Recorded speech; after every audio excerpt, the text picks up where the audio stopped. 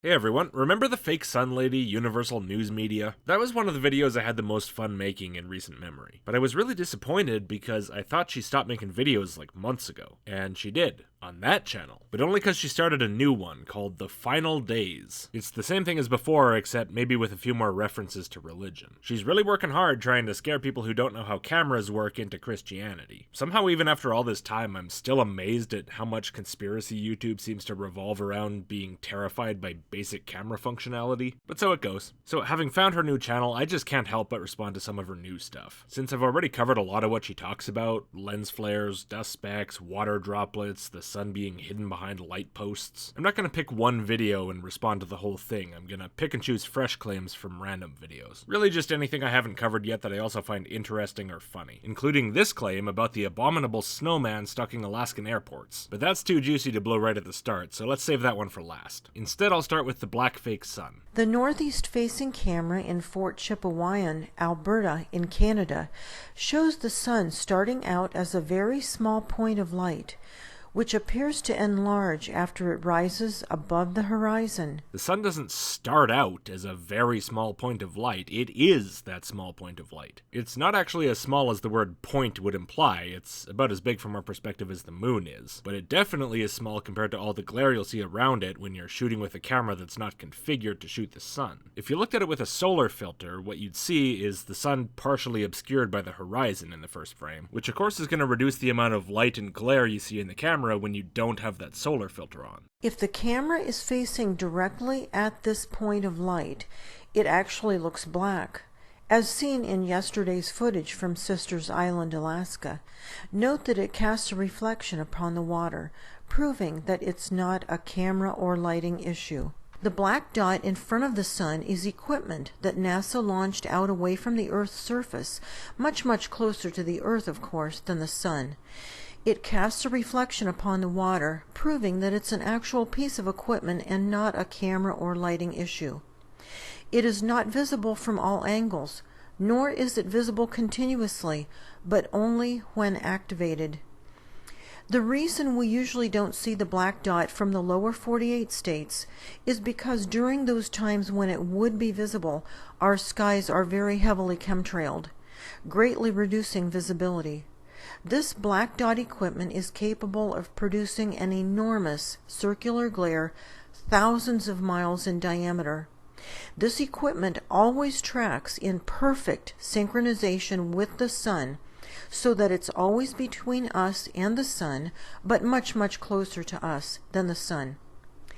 Jesus is describing the last days in Luke chapter 21, verse 25, when he says that we will see these signs in the sky. That's basically the whole black sun argument. If it knocked you off your feet, I'd suggest you go back and watch my first response to this, the fake sun and the looming lens flare planets. I did touch on the black sun briefly there, but only to point out that the black spot, the overloaded spot on the sensor where the actual sun shows up, which of course is a lot brighter than the glare around it, doesn't always show up in water reflections, but does when the conditions are right to make the reflection seen by the camera intense enough. This black sun issue doesn't affect every camera, and none of the ones I had when I made that response showed it. But in the meantime, I bought this cheapo dash cam that does show it, so I can actually demonstrate how this works. Even so, there's something else I lack, which is a set of mirrors with different reflectivity to show what happens as I gradually decrease the amount of light hitting the camera sensor from the reflection. So I went looking high and low around my house for something that would act like a less reflective mirror, and finally I found something about right. My guitar. You can see in this picture how much less bright the reflection of these fluorescent light bulbs is in the guitar versus in a normal mirror. Instead of just glare, you can actually see the spiral tube. So here's how the sun looks reflected in these two objects.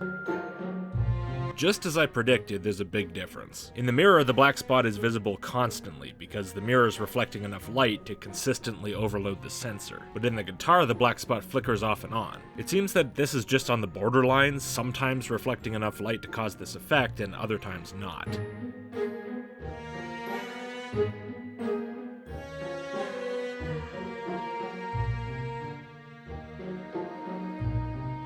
Even Even when the sun's not black, you can still notice that the sun looks darker than the surrounding glare, which I suppose is some sort of software correction for excessively bright spots. I'm not exactly sure why it's doing that. If I thought it was relevant, I'd research further, but it's not important to what I'm doing here. This is already sufficient to demonstrate the point that it's not the sun that's black, it's the camera's representation of the sun that's black.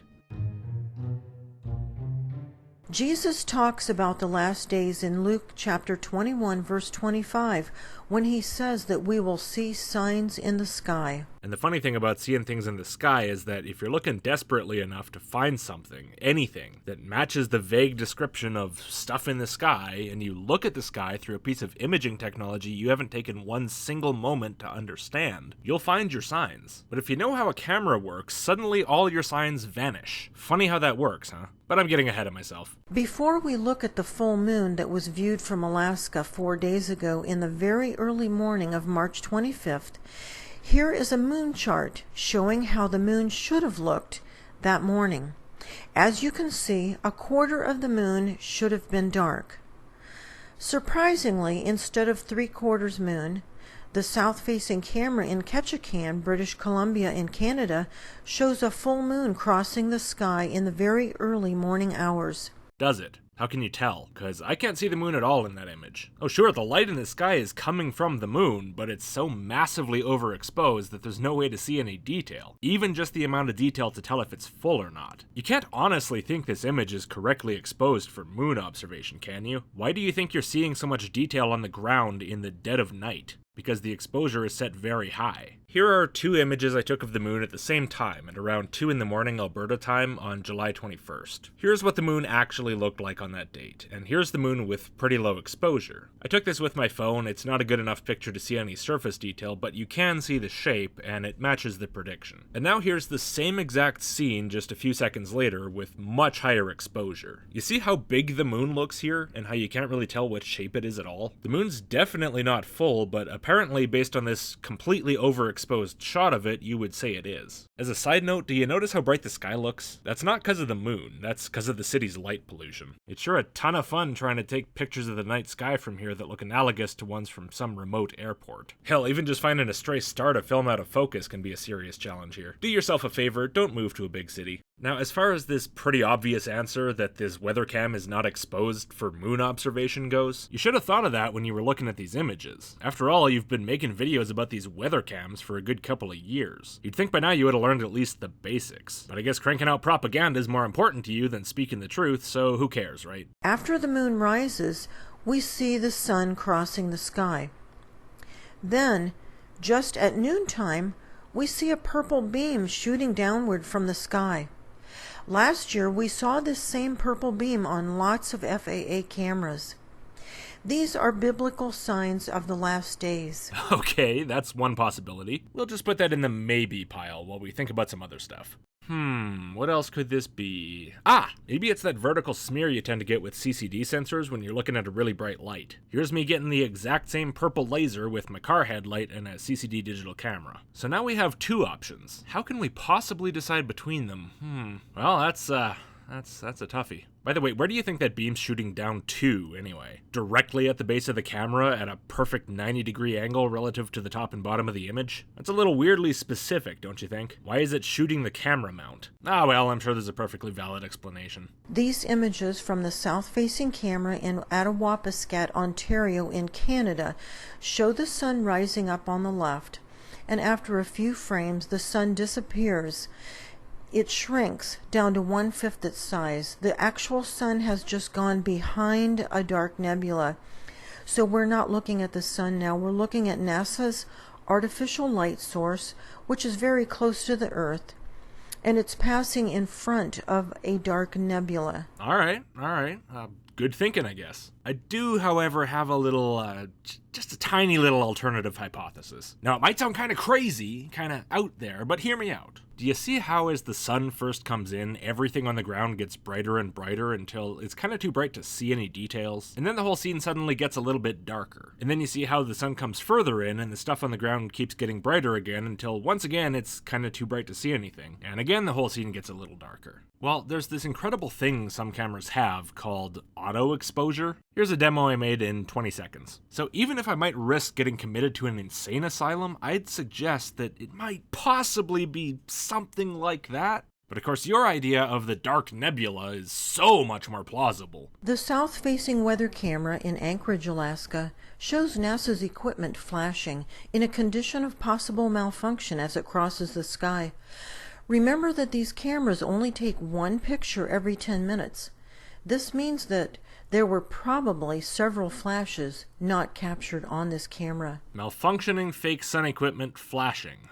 Okay. How carefully did you look at this image? Specifically the fact that this camera's placed at a pretty high elevation. Look at the ground along the bottom of the image. That's Anchorage, the city. Those little squares everywhere, those are buildings. Here's the same camera on a more clear day. We're pretty high up here. In particular, I believe we're located on top of the ConocoPhillips building, the highest building in Alaska. Here's the northwest weather cam, and here's the Google Earth view northwest from the top of the building. Here's the east weather cam and the Google Earth view east. The big building you see in the foreground is the Robert B. Atwood building, reflecting our building in its windows. Here's the south weather cam and the Google view south. And finally, the southwest view. If we're not on top of the ConocoPhillips building, I'll eat my hat. And that's a big meal. And I know the images say we're at 106 feet above mean sea level, which doesn't make much sense when you consider that we're on top of the ConocoPhillips building, which is 300 feet tall in the middle of Anchorage. Clearly much higher than 106 feet above sea level, but I just can't square that with what I'm actually seeing. Aside from the fact that these images match perfectly to what the view would be from the top of that building, we can also see the airport from the southwest weather cam, and the FAA says that airport is 151 feet in elevation above mean sea level. Something doesn't quite add up here, so I'm going to trust the photographic evidence rather than that number. So we've got to be a few hundred feet high here. And you might have noticed that on this particular day, the clouds were very low too. Definitely low enough for small clouds to go floating past the camera in front of the sun. And judging by the other clouds, it's easily windy enough for them to pass by in the 20 minutes between the previous and the next frame. Do you conspiracy types ever just walk outside and experience the weather? Because I honestly don't get how anyone who's ever seen a cloud with their actual eyeballs could possibly think this is a fake sun malfunction. It's a cloud.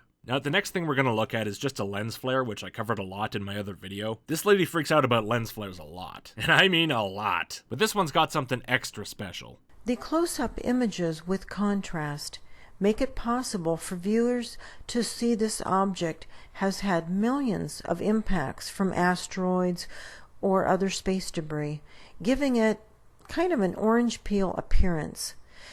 This is yet another biblical sign that we are living in the last days. Nope, that's just normal old JPEG compression. Here, look at this picture of an adorable kitty cat.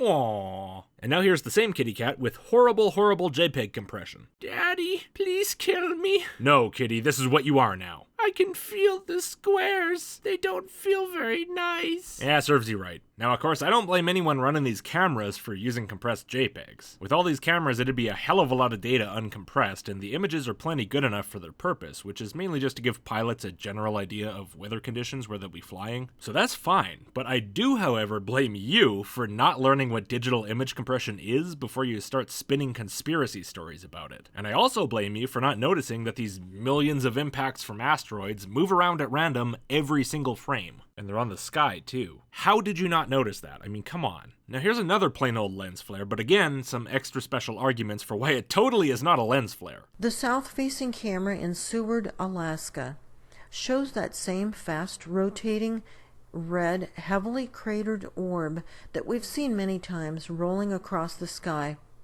For several reasons, we know this can't be a lens flare. One, it's rotating much faster than our sun rotates. It's not rotating, it's a lens flare. And I can't figure out why you think the rotational speed of the sun would have anything to do with the appearance of a lens flare anyway. Maybe you think the lens flare is supposed to look like an exact photographic replica of the surface of the sun? I have no idea. If that's what it is, I'm begging you, just buy a camera and walk outside. Jesus. But either way, you're not seeing rotation. the scene is changing, so you're seeing the lens flare over different stuff, and the compression artifacts keep changing because these aren't the same image every time. And for some reason you're interpreting this as rotation. But of course it's not. If it was rotation, you'd be able to identify the same features over and over again. But you won't be able to if you ever bother to try because it's a lens flare. And 2, in the last frames, the clouds move in front of this object. Clouds can never be on top of a camera-produced lens flare. The cloud is on top? What do you mean by that? I mean, everything inside that red circle in the image, including the cloud, is tinted red. Here, I'll take it into Photoshop and jack up the saturation on the whole image so you can see what I mean. All the clouds turn orange, but that one is much closer to red than the other ones. That's exactly what I would expect from a lens flare. What would you expect? That it would be some opaque red circle that hides the cloud completely? I'm actually sincerely curious about that one. This is a very baffling argument. Several days ago, the southeast-facing camera in Red Dog, Alaska, captured what appears to be NASA's manufactured light in a possible state of malfunction, flashing as it crosses the sky. That's just the auto exposure freaking out a little bit like we saw before, but don't worry, I'm not addressing the same basic claim twice in one video. We'll get to the real point soon, hold on. Some of you may have seen this happen before. When viewing this older footage from the south-facing camera in Anchorage, Alaska. Yeah, we saw it just a couple minutes ago. It's not remotely the same thing, though. Clouds versus auto exposure, these are totally different causes and totally different phenomena. You notice how the landscape doesn't change brightness in this one? That should imply something to you. But that's also not the point. We'll get there in a second. The sun appeared to flash wildly as it crossed the sky. Of course, had this been our real sun, we would all have been burnt to a crisp within minutes. If that really was the sun going nuts and not just a cloud, then yeah, we would all be burnt to a crisp. But that doesn't mean it's a fake sun. It just means the sun's not freaking out. There are other explanations for that, like a cloud. Okay, but now we'll finally get to the actual point. Something else very noticeable and unusual about our sunlight is the dangerously high levels of A, B, and C ultraviolet, UV, radiation, C being the most dangerous of all. We've never had ultraviolet C at ground level in past known history. Well, it is true that the ozone, O2, and water in the atmosphere do absorb pretty much all UVC radiation. It seems common to claim that no UVC radiation reaches the surface, and I don't know if that absolute statement is true, or if it's only the vast majority that's absorbed, with only a negligible amount health-wise reaching the surface. There certainly has been some amount of ozone depletion thanks to human activities, so we might be a little less protected from it than we used to be. I have no idea. I haven't bothered to look into that in any detail because it's just not relevant to what you're about to show us. I noticed that this white Velcro, when outside, actually looked purple. I had put Velcro on my dog's harness and noticed that it turned purple while we were outside walking. The outside light causes the Velcro to have a purple cast to it. However, when indoors, the Velcro is completely white even when held up to a light bulb. The change from white to purple is what happens when you hold the white Velcro under a black light, which puts out only ultraviolet light. This is an indication of how extremely high our ultraviolet light is. This is not normal. There's so much packed in there, I don't even know where to start. I guess I'll start with, Alright, if you want us to compare how the Velcro looks inside versus outside, how about you turn off your auto settings on your camera? Look at the grass as you walk outside. It starts off really bright, like almost yellow. And then as you move to the side of the porch, it turns dark green. It seems like you have auto exposure and probably auto white balance turned on, and that's making it completely impossible to compare the colors accurately. Next, when you really focus on showing us the color of the Velcro, it's either in the shade or under an overcast sky. At one point you hold your hand still for a prolonged period of time to give us a really good look, and that's in the shade. And then you show us a still image for an even longer period of time, which I guess must be the one you're most impressed by, and that seems to be on a cloudy day. It's possible the reason you're doing it this way is because you know that you can often detect the blue tint of light coming through the atmosphere by looking at shadows, especially on white things like snow or, in this case, Velcro, because the object casting the shadow is blocking direct sunlight, but not the scattered blue light from the rest of the sky. And you think now, instead of showing a blue tint, it's showing a violet tint instead, despite the sky still being just as blue as ever. Of course, that doesn't really tell you anything about the sunlight itself, it tells you what colors are scattered by the atmosphere. So if that's your reasoning, it really makes no sense in relation to your argument. Not to mention that if that's your goal, you should be doing it out in the open, under the sky, not on your covered porch. Next, when you pause to show us the color really clearly, both in your still image and in your video, you're doing it when your fingers are covering the back of the Velcro, lending their own color to it, which would be okay if the Velcro was totally opaque, but it's not. So don't do that, you're hurting your own argument. But even in the shade where you think it looks purple, the color of the Velcro, at least where your fingers aren't behind it or reflecting their own color onto it, is not purple, at least in the video. I took it into Photoshop and took some color samples using 5x5 average and 11x11 average to get a more accurate idea of the overall color. And the results for the time you stop moving to show us the purplish color in the shade and for your still image, that I assume is the most purple you could get it to look, are not purple. They're light blue. And it's a little ironic because it does look purple when it's in your house, where you said it doesn't look purple. Now granted, that's an extremely light purple. It's hardly purple at all. But it's still more purple than when you actually thought it was purple. By the way, here's the inside of your house with the saturation way up, and you can see a lot of things here that look purple that you might not expect. But ironically, one thing that really does not look purple is the sunlight reflecting off the floor.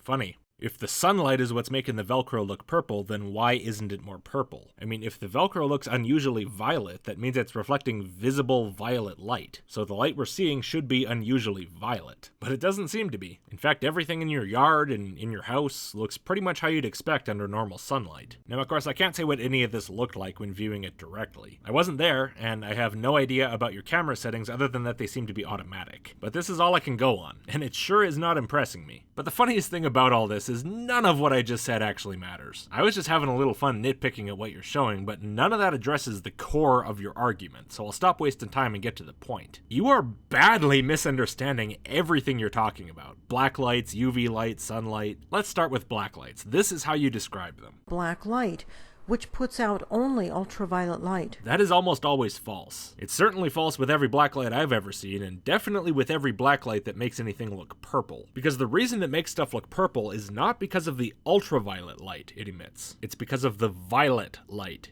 it emits. Normal, harmless, visible light. They do output mostly UV light, sure, but just because the light is intended to output UV does not mean it doesn't also output some visible light, which explains why some of the light is visible. Now, your complaint about the sun acting like a black light is that it means more UV radiation is reaching the Earth's surface. And you brought up ultraviolet C radiation, which is indeed dangerous, but like I said, is totally, or at least almost totally, absorbed by the atmosphere. But you miss the function of a black light. A black light does not emit UVC radiation, or even UVB, or at least barely any UVB. It emits UVA, which is not absorbed by the atmosphere. So if you were right, and the Velcro turning purple proved that the sun is acting like a black light, what would that prove? That UVA radiation reaches the surface? Yeah, we know. Thank you so much for your contribution. The flip side of your issue that violet coloration doesn't indicate the presence of UV at all is that you've completely ignored what would actually visually indicate the presence of UV radiation. That is, if its presence wasn't already an established fact. Purple light obviously wouldn't do it. Any random color of visible light doesn't imply invisible UV light. No, what would have been relevant is stuff glowing. That is, stuff that fluoresces or phosphoresces specifically when exposed to UV light does. Since there's plenty of UV radiation in sunlight, stuff that can phosphoresce under a black light also glows in sunlight. Now, most of the time you're not likely to notice it, at least not very much, since you're out in the bright sun with tons of light of all kinds of wavelengths illuminating the thing that's faintly glowing, totally overpowering the effect. UV paint, for example, might look unusually vibrant, but that's about it. But if you wanted to demonstrate the presence of UV, you could have just got some UV paint like they use at glow parties, and like slathered your hand in it, hung out in the sun for a while, and then come inside and turned off all the lights. It'd be kind of a waste of time and money though, because everyone would just say, well, duh. Wow, so I probably haven't even touched on half of the problems with your argument here. I'm sure my commenters will have plenty more to say. There's not a single thing about this that makes any sense. I'm half tempted to use that movie clip, with the guy who, oh screw it, here. Amazing. Every word of what you just said was wrong. No, God, no. I meant this one. What you just said is one of the most insanely idiotic things I have ever heard. At no point in your rambling, incoherent response were you even close to anything that could be considered a rational thought. Everyone in this room is now dumber for having listened to it. I award you no points, and may God have mercy on your soul. Alright, I'm tired. Let's do Frosty the Snowman and get out of here. The airport in Talkeetna, Alaska is snow-covered. Nothing unusual to report in the first frame. Nothing unusual to report in any frame that you've ever shown from any weathercam ever. But that's never stopped you before. I can help if you're feeling uncreative, though. How about, whoa, the sun is giant! It's gotta be a zillion degrees up there in Alaska. But the snow's still there. Clearly, this is fake heat-proof snow. What are the they keeping from us? However, at 11:20 a.m., a dense white object or creature appears, looking to be between 20 or 30 feet high. The Yeti decided the Himalayas are too cold and moved to Alaska, the land of the giant sun. We know this is not a gathering of snow that blew up into the air because this object is casting a sharp shadow on the ground. Does snow not cast shadows now? Okay, let me put all the characteristics of this definitely not snow up on the screen and we'll come back to it. It has left a path of stirred up snow in its wake, getting to the location that it is stopped at. After we run through this footage, we will zoom in on this object to get a better idea of its shape and height. 10 minutes later, it's gone, and it has left another stirred-up path of snow in its wake as it exited the camera's viewing field. 30 minutes later, the snow truck appears. But damn, lady, thanks for giving away the whole thing. I was gonna do this whole investigation, proving that it looked exactly like a snowblower, and then you'd show me the damn snowblower, just like that. It just ain't fair. 30 minutes later, the snow truck appears for one frame as it clears the snow away for a plane that will be landing soon. Let's go back to the tall white object again and look at its size compared to the snow truck. It's enormous when you compare the two items, and it's completely dense in appearance. It's pretty obvious already this is just a snowblower doing its job, but let's run down the list and eliminate any objections. Sharp shadow. Yeah, snow casts shadows, and when a bunch of it's blown in one direction by a machine, it's gonna form a shadow with a defined edge. I have no idea why you think a shadow, be it sharp or not, means it's not snow. Stirred up wake. Well, that's just snow billowing out to the sides as it hits the ground, like this. Gone 10 minutes later. Then why is there still a tower of snow almost as high as it was before? Sure, it's a bit less dense now, probably the snowblower is just doing a less snowy spot. Oh, and even this less dense snow is casting a sharp shadow. Enormous compared to snow truck, by which I assume you mean height-wise, which does tend to happen when you blast a whole bunch of snow way up in the air. Dense in appearance. A crap ton of snow all go in the same direction out of a relatively small exit hole at high speed is gonna have a dense appearance, yeah. And aside from all of that, you can actually see the snow on the ground before and see that it's gone after. And even better, you can actually see the snow truck peeking out from behind the snow. I'm done. I'm done. This is too much dumb for me to take. So thanks for watching, everyone, and I'll leave you with a reminder that this video about the snowblower Yeti has 130,000 views and 5,500 likes. Doesn't that make you feel good about the future of your species? But hey, maybe you'll feel better if you help my debunk of it get more likes than that, eh? How's that for a segue? And if you really like my stuff, I hope you'll consider supporting the channel on Patreon or Subscribestar like all these awesome people. See you in the next one.